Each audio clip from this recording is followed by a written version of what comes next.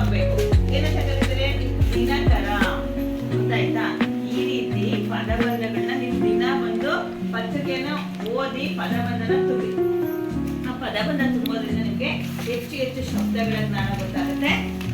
ನೀವು ಎಷ್ಟು ಶಬ್ದಗಳನ್ನ ನೀವು ಕಲಿತೀರಾ ಅಂತಂದ್ರೆ ಬರೀ ಒಂದು ತಿಂಗಳು ನೀವು ತುಂಬೋದ್ರಿಂದ ಎಷ್ಟೊಂದು ಶಬ್ದಗಳು ನಿಮ್ಗೆ ಗೊತ್ತಾಗ್ಬಿಡುತ್ತೆ. ಪದಗಳ ಅರ್ಥ ಪಾಠ ಮಾಡುವಾಗ ನೀವೇ ಅರ್ಥಗಳನ್ನ ಹೇಳ್ಬೋದು. ಹಾಗಾಗಿ ಈ ಪದಬಂಧನ